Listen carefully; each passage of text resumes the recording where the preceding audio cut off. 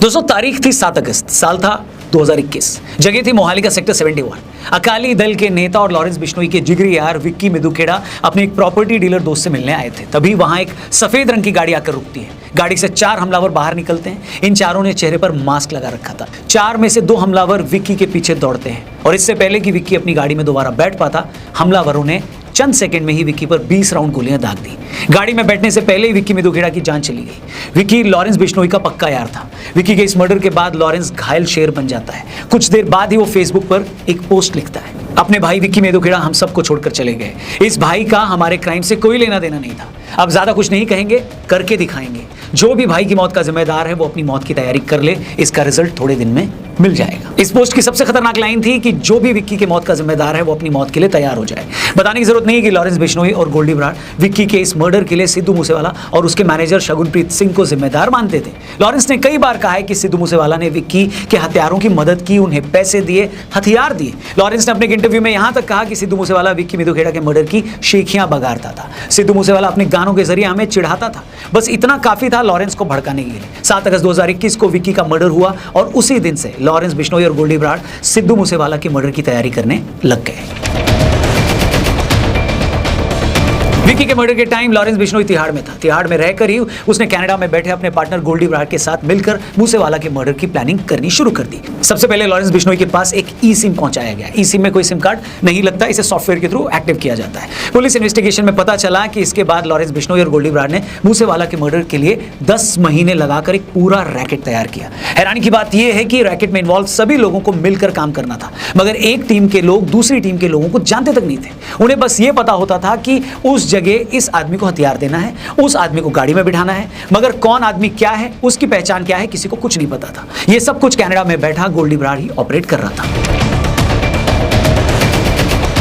कभी लोग जानते हैं कि 29 मई को मूसेवाला के मर्डर से पहले गोल्डी बराड़ और लॉरेंस बिश्नोई के 6 आदमी 15 दिन में मूसेवाला को मारने की 8 बार कोशिशें कर चुके थे, मगर उस वक्त मूसेवाला को पंजाब पुलिस की तरफ से हैवी सिक्योरिटी मिली हुई थी। खुद को मिल रही धमकियों के बाद मूसेवाला बुलेट प्रूफ फॉर्च्यूनर गाड़ी में भी चलता था। इस कारण से हर बार उसके मर्डर का प्लान कैंसिल करना पड़ा था। मगर 28 मई को गोल्डी बराड़ को अचानक पता लगता है कि आम आदमी पार्टी की पंजाब सरकार ने जिन 424 लोगों की वीआईपी सिक्योरिटी कम की है, उसमें सिद्धू मूसेवाला भी है। गोल्डी बराड़ को पता था कि इससे अच्छा मौका उसे नहीं मिल सकता था। खबर मिलते ही उसने अपना पूरा गैंग एक्टिव कर दिया। उसने अपने शूटर्स को यहां तक कहा कि अगर मूसेवाला AK-47 से न मरे तो उसकी गाड़ी को हैंड ग्रेनेड लगाकर उड़ा देना।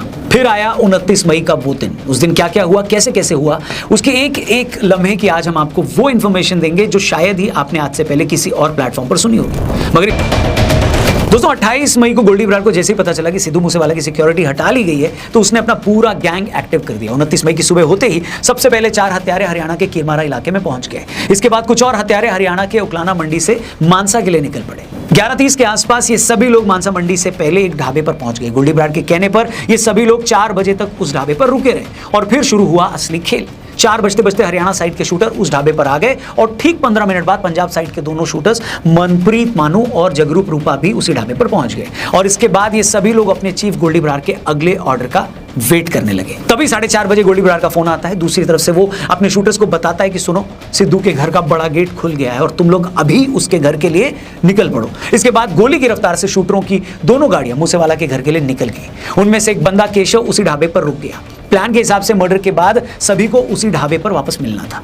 शूटरों की बोलेरो कार मानसा चौक पर ही रुक गई। तभी गोल्डी बराड़ का फिर फोन आया। उसने बताया मूसेवाला घर से निकल गया है, ब्लैक कलर की गाड़ी में है, साथ में कोई सिक्योरिटी नहीं है। ये सुनते ही शूटरों की गाड़ी वहां वेट करने लगी। थोड़ी देर में मूसेवाला की थार ने शूटरों की बोलेरो को क्रॉस किया और फिर शूटरों की गाड़ी मूसेवाला के पीछे लग गई। मानसा चौक पर खड़ी दूसरी गाड़ी ने भी मूसेवाला की थार को फॉलो करना शुरू किया। तभी 2 गाड़ियों में शामिल 6 शूटरों ने अपनी गाड़ी को सिद्धू मूसेवाला की गाड़ी के आगे लगाया और उसे आगे पीछे से घेर लिया। इससे पहले मूसेवाला कुछ समझ पाता, इन 6 शूटरों ने 19 राउंड गोलियां दागकर सिद्धू मूसेवाला की हत्या कर दी। मूसेवाला की तरफ से भी इन हत्यारों पर 6 गोलियां चलाई गई। हत्यारे मूसेवाला को मारने के लिए इतने डेस्परेट थे कि उन्हें इतनी गोलियां मारने के बाद उन्होंने उसकी बॉडी को हिलाकर यह भी चेक किया कि कहीं वो जिंदा तो नहीं। इस तरह विक्की मिदुखेड़ा की मौत के 9 महीने बाद लॉरेंस बिश्नोई ने सिद्धू मूसेवाला का मर्डर करवाकर अपना बदला ले लिया। पुलिस जांच में पता चला कि ये लोग मूसेवाला को मारने के लिए किसी भी हद तक जाने को तैयार थे। मूसेवाला के मर्डर पर इस गैंग ने 1 करोड़ रुपए खर्च कर दिए। मर्डर में शामिल हर शूटर को बताया जा रहा है 5-5 लाख रुपए दिए गए। हत्यारों ने अपने लेवल पर हथियार इकट्ठा किए ही थे। गोल्डी बराड़ ने भी उनके लिए AK-47 का बंदोबस्त किया था। उसने इस काम को अंजाम दिलाने के लिए देश की 10 अलग अलग जेलों में बंद कम से कम 60 गैंगस्टरों से बात करके अपनी एक टीम बनाई थी।